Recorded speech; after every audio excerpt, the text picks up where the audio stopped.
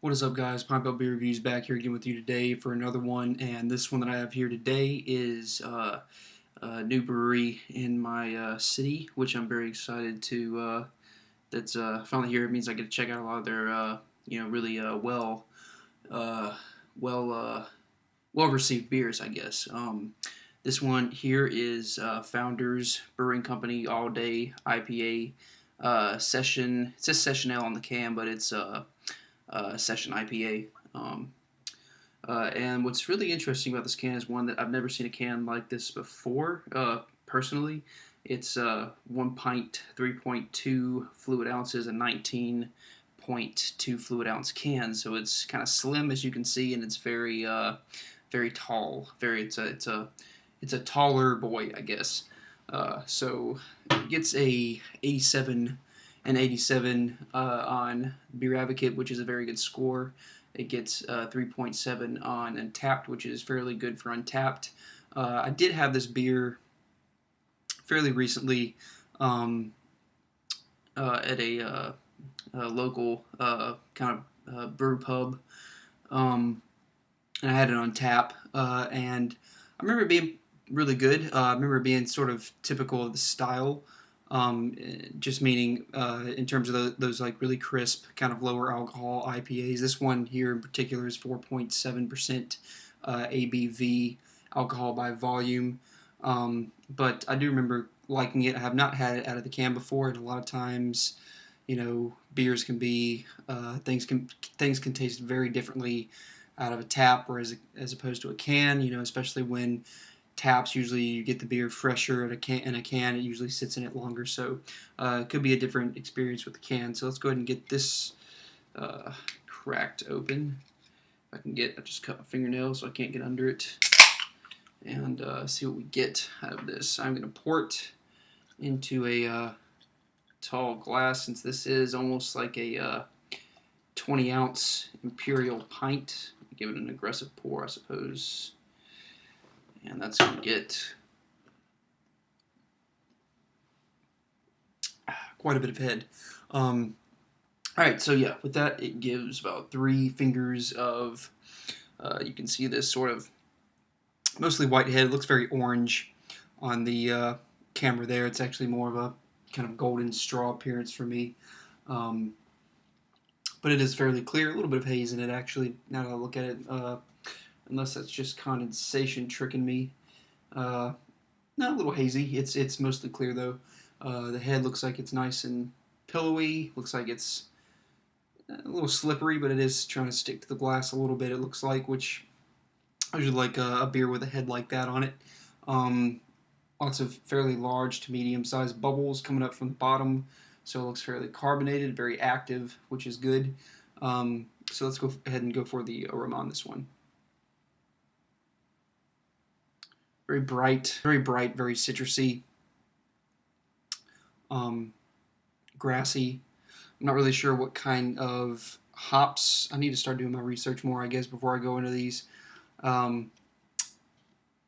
Let's see. I don't think there's really a whole lot of information on the actual can. Let's see. Nah, 42 IBUs though, so there you go with the amount of bitterness to be expected from this, which 42 IBUs for an IPA, in my opinion, doesn't really sound crazy bitter. I was trying to see if there was anything else on here of note other than enjoy fresh and keep refrigerated and session boldly. #brewed for us. All right. I do like the can here. We're just kind of sitting here chatting for a moment. I'm not going to try not to ramble. I do like that it's just sort of like a old, station wagon with a canoe on the top there in the forest. It's nice. But yeah, the smell actually does really remind me a little bit of the imagery there with all the coniferous trees and whatnot. Not very sweet smelling or anything. It does smell light. I mean, again, it is a light IPA, which means it's going to be very hoppy, likely bitter. Not a whole lot of malt sweetness or anything like that to back it up. It's really going to be all about the drinkability of it. It's going to be about the the the hop profiles itself, and really the kind of refreshing quality that you want to have in an IPA like this that is still very flavorful, but at the same time very you know very um, very drinkable. Let's go ahead and go for the flavor on this one.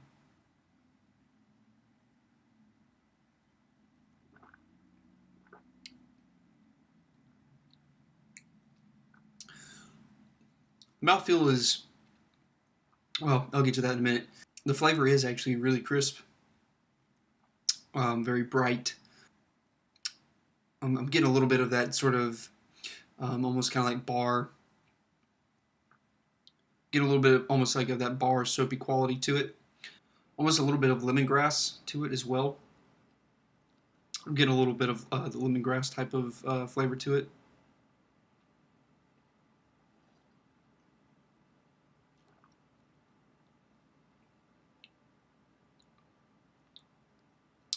And this might sound kind of weird, but I drink a lot of it. I'm getting a little bit of like a black tea kind of flavor too, but that's just I think that's just a random sort of thought.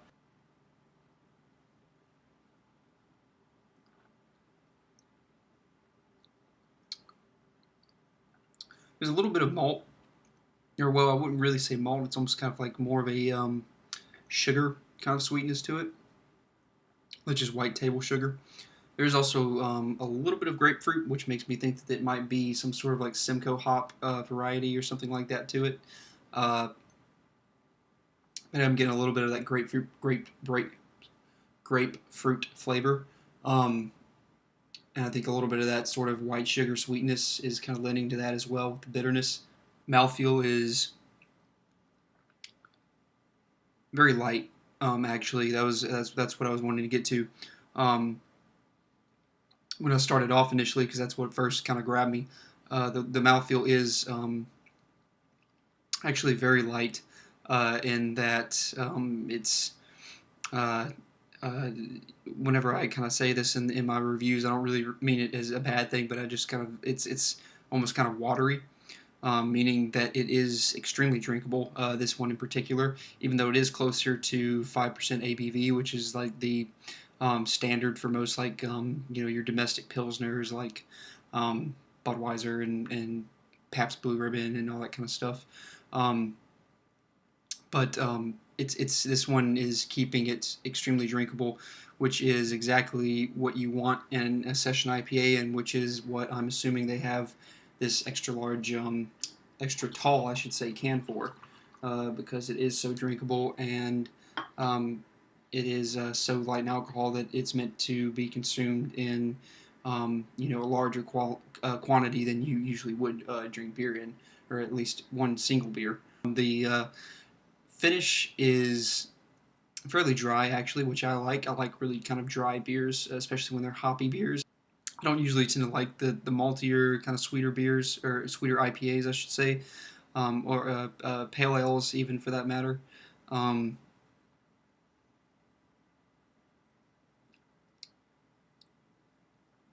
the finish on this one is fairly dry, though, which I appreciate, but at the same time drinkable, which is also good because you can go back for another sip really quickly after the previous one.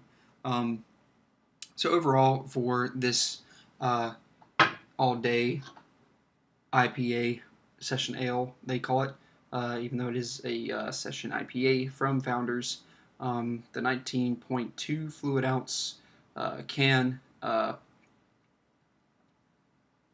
I will give A minus on this one. It's not really knocking my socks off, but it is more than solid. I could definitely see this one being for me um, a go-to kind of IPA, especially if I was going on something like a camping trip or something like that, which I actually am planning to do soon. So bringing a few of these along with me to enjoy around the campfire would be really nice. So with that, yeah, I'll give the again A minus for me for the Founders All Day IPA. And until next time, guys, thank you for watching.